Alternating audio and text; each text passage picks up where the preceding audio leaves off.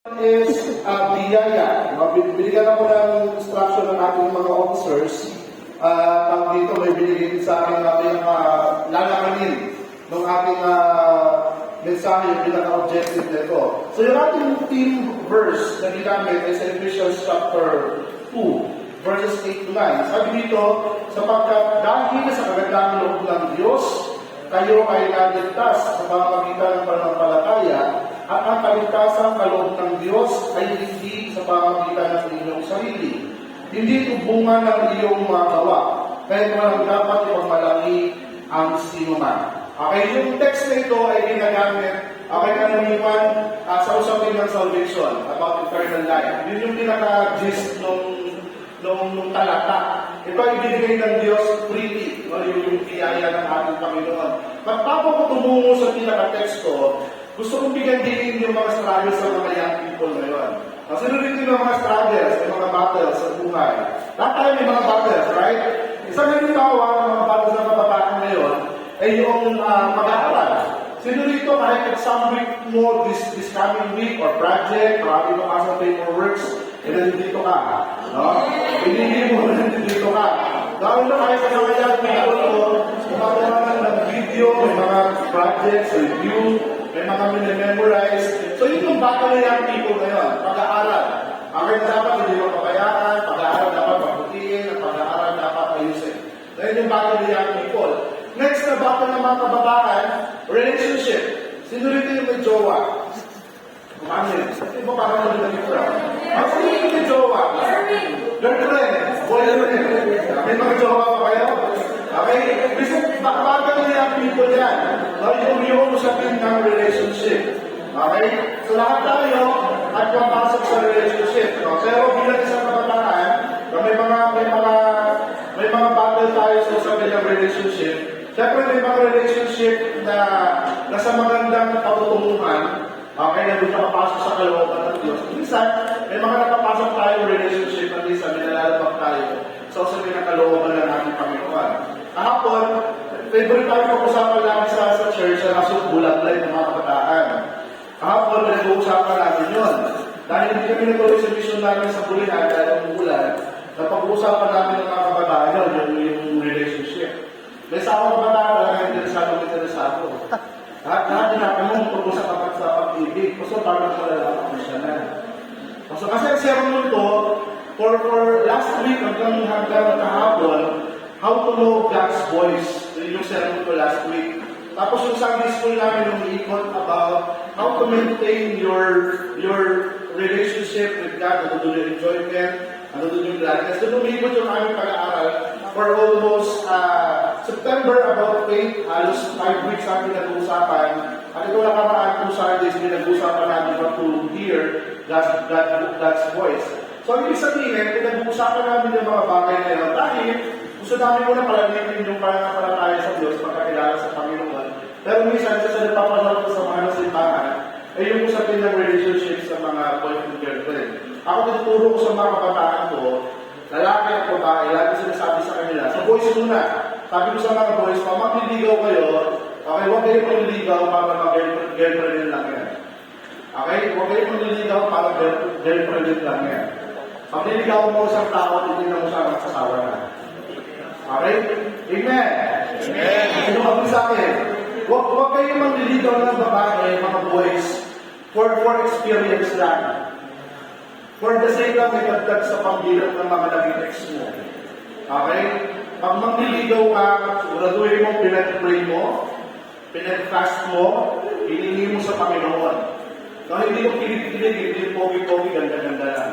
Dapat hililin mo talaga kay Lord. Dapat may confirmation ni Lord. Okay? Nag-uusapan namin na, kahit sa mga girls, huwag kayong magpapaligaw. No, huwag kayong magpapaligaw for the sex tuloy. For the sake. Okay? For the sake, ay, pag-sex talaga. Napapagandaan eh. Okay? For the sake ng experience. Dahil curious kayo, anong feeling nung may ka-holding hands, anong feeling nung may ka-akbay, anong feeling na may nag-givit kitang couple, girls, anong feeling na may nagpapayong, pag-umukulan. No, okay, mapasok sa relationship na puro gano'n lang, sobrang papaw mo. Okay?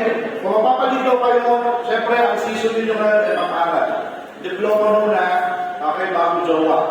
Okay, diploma muna, bago jowa. Wala kayong karapatan na mag-jowa kung di pa kayo tapos ang pag-aaral. At hindi pa kayo stable sa inyong buhay. Na bakit yung sinisingit ng mga kapatid? Kasi ito yung mga battle natin. Mabilang mga young people. Relationship. Eh, pastor, dadali ko lang ba siya sa church? Ginamit ko lang ba siya lang yan? Pastor, ipapakilala ko lang ba siya sa Lord? Okay, biglang magugulat ka ilang mas ang nilipas ko na nadala niya. Okay, ito na nakatak niya. Okay, ano pa yung battle ng young people? Okay, bisyo. Tinanong ko lang mo kung mukhang adik. Tignan mo nga. Okay? Okay, so lahat tayo, okay, sa mga battle ng young people, hindi man tayo, may mga battle ng mga young people about vision, mga vices. Okay, may mga iba, pinagpapalit ang pag-isip pa sa pag-COC. Okay, may mga iba, kahit sa loob ng simbahan, ay ipagpalila. Okay?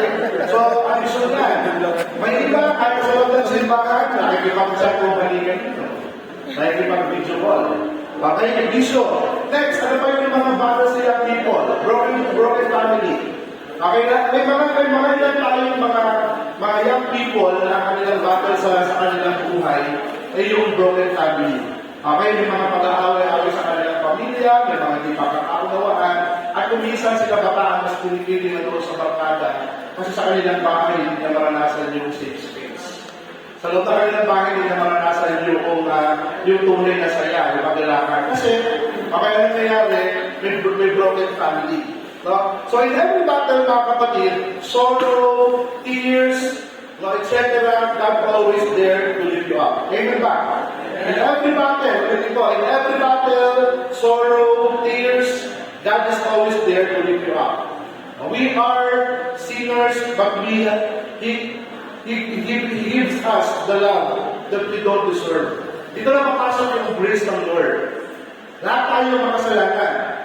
Sa doktrina ng Methodista, meron tayo tinatawag na prevenient grace. Sino pamilya sa prevenient grace? Taas ang kamay. Ang anak confirmation class. Anong ibig sabihin ng prevenient grace? Yes, sagot. Officers, anong ibig sabihin ng prevenient grace? Okay, part na kami na confirmation class natin. Pag sinabi ko ng prevenient grace, hindi mo ba tinatanggap si Lord, nararanasan mo na yung biyaya niya. Kahit sa ulo ka pa noon, ingot-ingot ka pa noon, nag-aabit ka pa noon, manginginom ka pa noon, babadero ka pa noon, nanduduko na yung prevenient grace ng Diyos. Ako, ano yung punto ni Pastor? Okay, ang prevenient grace, ulitin ko, hindi mo pa nakikilala si Lord, hindi mo pa binibigay ang buhay mo sa Kanya, nanduduko na yung biyaya ng Diyos. Yun yung prevenient grace.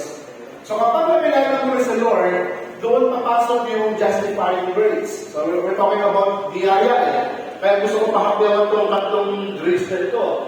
So mararanasan mo sa Lord, mararanasan mo yung justifying grace. Okay, you are justified. Doon, ligtas ka.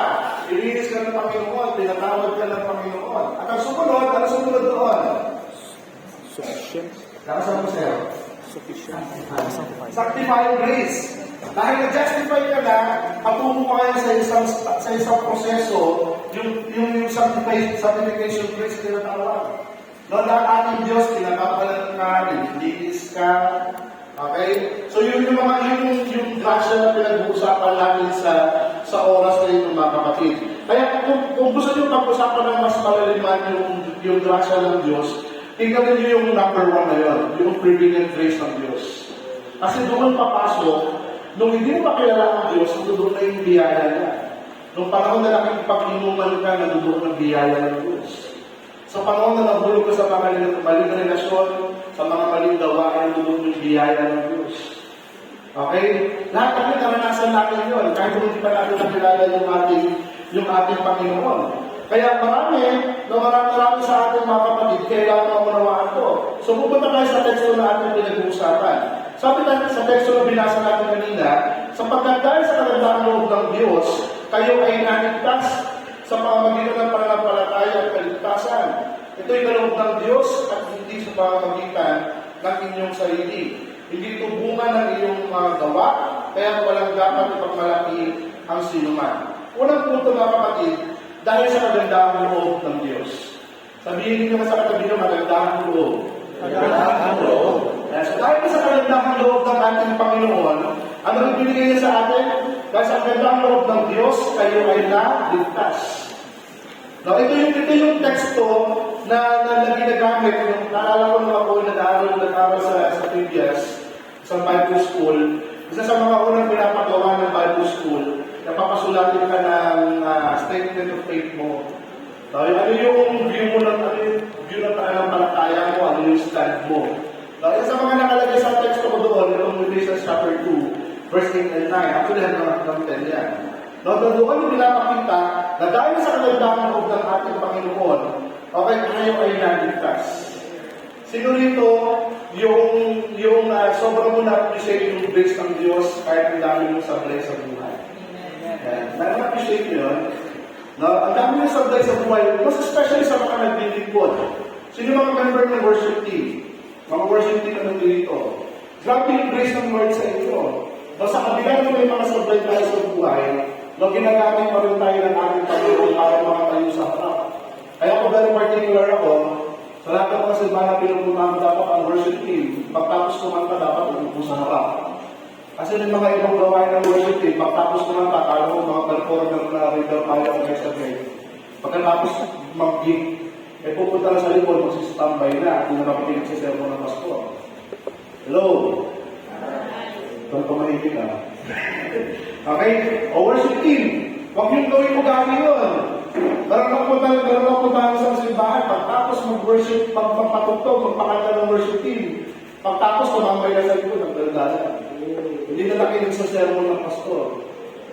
No? Hindi na nakinig tumambay na lang sa labas, tumambay sa kainan. Pumunta ka na ng tindahan. No? So dahil sa biyaya, sa kagandahan loob ng ating Panginoon, kaya tayo naligtas. Hindi natin deserve yung pag-ibig ng Diyos, right? Hindi natin deserve ito, mga kapatid. Pero dahil sa kagandahan loob ng Diyos, ginawa niya ito para sa atin. Kaloob ito ng Diyos, pangalawa. Ang kaligtasan ito ay kaloob ng Diyos. Binigay niya ito freely. Walang bayad, walang kondisyon, walang kahit anong paman. Binigay ito ng buo ng ating Diyos. Kaya tayo bilang mga mananampalataya, as we appreciate, habang inuunawa natin yung usapin ng biyaya ng Diyos, habang inuunawa natin yung biyaya ng ating Panginoon mga kapatid, ay dapat maranasan ninyo, makita ninyo, na ito ay kaloob ng Diyos, kaligtasan. Ito yung kaloob ng ating Panginoon. God is always faithful to us. Sa kabila ng ating mga faults. Alam na, meron ako sa karanasan, meron akong nadaluhan na isang event, actually EGR ito. Parang ito, wala pinakakaya ko sa mga pinupunta natin event. Kaya ngayon, nag-appreciate tayo. Susunod nito, mag-Christmas Institute tayo. May nagdala ako isang spiritual gathering. Siyempre, ang laking battle ng mga mananampalataya pagtapos. Dito, medyo makakapagbigil ka eh. Pero pagdating sa labas, pagkatapos mo makinig, pagkatapos mo umawit kay Lord, pagkatapos mo umiyak sa Panginoon, ang battleground sa labas. Meron akong isang kilala, no, pagtapos ng inatinan ng spiritual retreat na yon, hindi pa nakakawin ng bahay, hindi ko sa pagkakasala. Gabing-gabi tumawag sa akin. Umiiyak. At meron siya nagawa na hindi dapat niya gawin. Hindi pa siya nakakawin ng bahay. Hindi pa niya nauwi yung gamit niya galing sa isang spiritual event. Mga kapatid, kaya sinasabi ko sa inyo kanina, kapag makikinig kayo ng sermon, huwag niyong pinipili kung ano yung gusto nyo lang. Kasi may mga ganun yung people eh. Pag famous yung kaharap nila na pakinggan ko ito, re-record ito, susulat ito. Pero pag putyo-putyo lang na tao na parang nag-record ng beses yan. In every messages ng ating Panginoon, merong revelation natin sa Lord. At huwag nyo nga hayaan mga young people na kapag nakikinig kayo ng mensahe, huwag kayong umuwi ng bahay ninyo na wala man lang naiwan sa isipan nyo at wala man lang naiukit sa puso nyo. Dapat meron kayo laging baka. Dapat lagi kayong meron, hindi lang puro saya. Kaya pansinin mo pa ng tanong mo ngayon, ano natutunan mo? Masaya po doon. Ano nangyari? Nakakatawa po. No? Pero yung sabihin mo yung mensahe ng Diyos, yung biyaya ng Diyos, ano biyaya ng Diyos yung naranasan mo, kapatid? Basta masaya. May bago ko nakilala at nakamayan ko siya. Yun, ang kapatid yun. Kung wala nagkataon kanina yung gusto pala sa frustration isa, no? Imbis na mabanggit mo yung pangalan ko, sabi ka, baby. Bitawagan na pala, baby. So, mga kapatid, yung kaligtasan na ito ay kaloob ng Diyos. Libre. Now, yung sinasabi ko sa inyo, mahulog sa pagkakasala. Kasi yung battle natin talaga sa labas eh. No, kaya ko sinasabi na dapat i-appreciate nyo yung biyaya ng Diyos. Dahil ito ay binigay ng Panginoon. Sino-sino sa mga character sa Bible, yung pinakakilala ninyo, na naglagang masabi nyo grabe yung biyaya ng Diyos sa buhay nila. Siguro number 1 si Paul. Kung meron man kayong pinakapangit o narinig na story sa Bible na background na kanyang buhay si Apostle Paul. Anong background ni Apostle Paul? O kung nagbabasa ng Biblia, anong meron kay Apostle Paul nung hindi pa niya kilala si Kristo? Taga-usig. Sige, para sa kamay, sino patapang? Sir.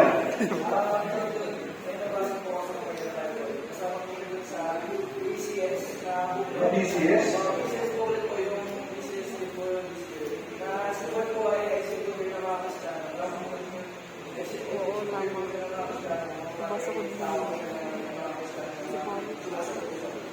Okay, tama. Okay, number 1 lang, mamamatay tao si Apostle Paul. Sige, sino pa? Volunteer, mga nagkakas sa Biblia, young people. Ako, may nagkakas sa Biblia.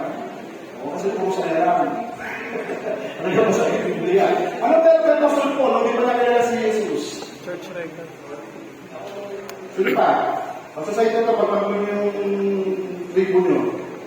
Anong meron kay Apostle Paul, hindi pa nakikilala si Jesus? Si Saulo. Okay, maliban sa mga matay tao, ano ginagawa sa mga simbahan? Ha? Nagagawa, sinusunog. Okay? Sinusunog niya yung mga simbahan. Makamatay tao siya. Sinusunog pa niya, nag-persecute siya. Ganun yung ugali ni St. Paul, bakit ngayon? Hindi niya pakilala ang Diyos, napakawalan niya, kriminal siya, saraulo siya. Name lahat ng kawalan niya, ginawa ni Apostle Paul. No? Pero dahil sa biyaya ng Diyos, nung nakatagpo niya ang Diyos, nung kinatagpo siya ng Diyos, nagbago. Binigay ng Diyos yung libre kaloob na yun, yung sinasabi natin kaligtasan. Pangatlo, sa pananampalataya at hindi dahil sa mabuting gawa. Hindi sa tayo nag-ukula ng amuli. No, we are saved. No, naligtas tayo hindi dahil sa mabubuting gawa. Kundi naligtas tayo dahil ito pinagkaloob ng ating Diyos at sa ating pagtanggap sa ating Panginoon. May mga ibang pananampalataya na kanilang paniniwala para maligtas kayo dapat gumawa ka ng mabuting gawa. Works, good works. Laging tandaan mga kapatid, ang resulta ng kaligtasan ay mabuting gawa. Ulitin ko, ang resulta ng kaligtasan ay mabuting gawa. Dapat maging malinaw sa inyo yan. Hindi, ang resulta ng kaligtasan ng Diyos, hindi pasama. Dahil tandaan nyo mga kapatid, kasi kung sa nangyayari sa buhay ng isang Kristiyano, kung kailan nakilala ang Diyos, imbis na paganda ang buhay, sumasama. Imbis na mas gumaganda ang buhay, yung malala. Laging tandaan, after ng justifying grace ng Diyos, ng iyong pagtanggap sa Panginoon, ang susunod doon, good works.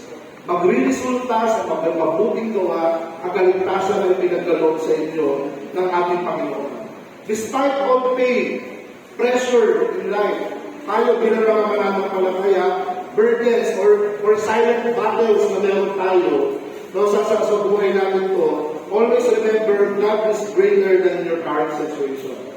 Kaya inuna ko sa inyo kanina mga kapatid yung mga battles natin. God is greater than your battle. Ano? Higit na mas malaki ang Diyos sa inyong pinagdaraanan ng inyong battle ng inyong buhay. No, ako, kukwento ko sa konti yung aking buhay.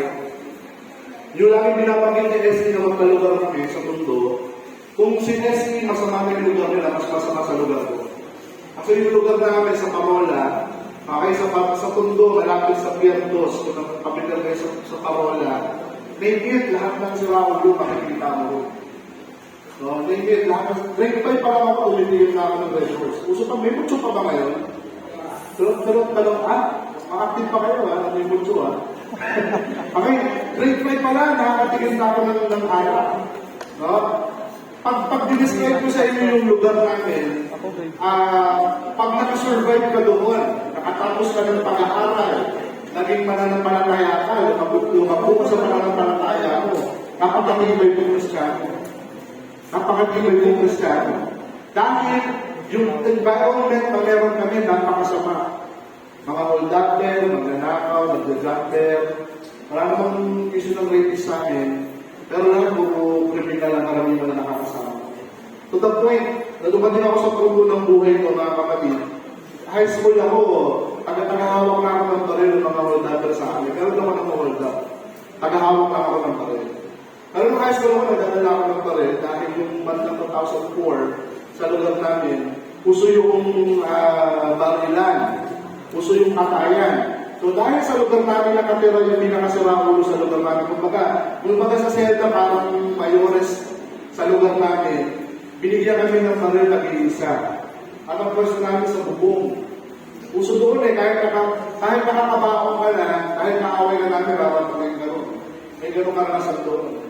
So, kumbaga, nakapurol ka na, pinagpapabaril pa yung mga taon doon. Literal yun, nakapagod, hindi yun exaggerated. Totoong nangyari yun. Totoong nangyayari yun. Kahit yung mga nagtitinda ng itlog ng pula, ikaw, mga kung ano-ano, hinuhold up yung kahit 40 pesos, tinatalo.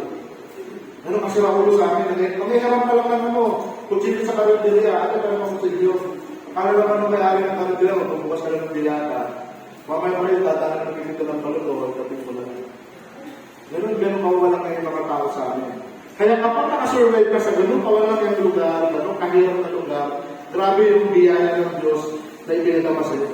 Kaya yung resulta mga kapatid, when you accepted Christ as your Lord and Savior, when you accepted Christ as your Lord and Savior, ang resulta nito ay mabubuting gawa. Dahil sa mundo na meron tayo ngayon, sobrang ingay.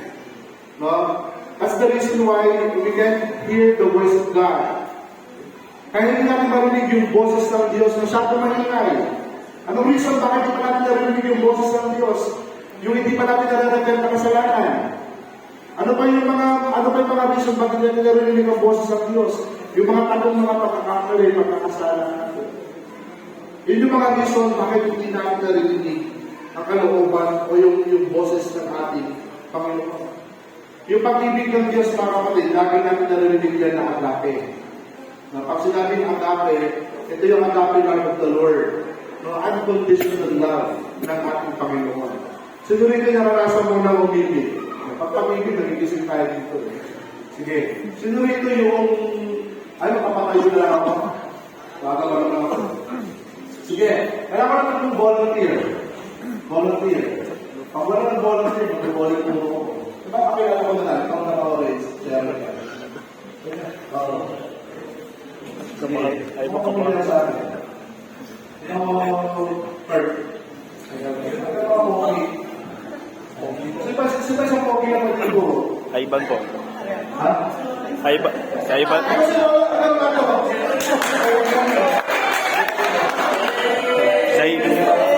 Ayban po isa. Si Ayban po isa. Ay, okay pala, kompleto na wala. Okay, sige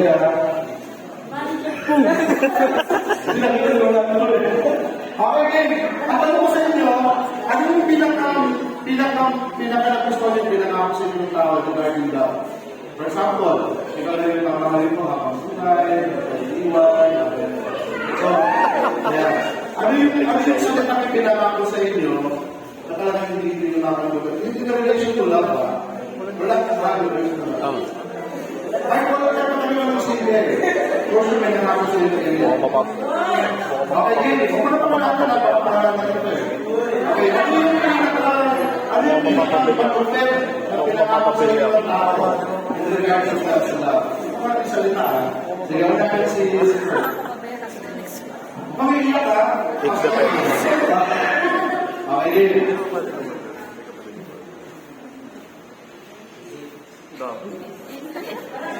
Baka may tatawagin ng bala. Hindi tunay yun. Ikaw lang.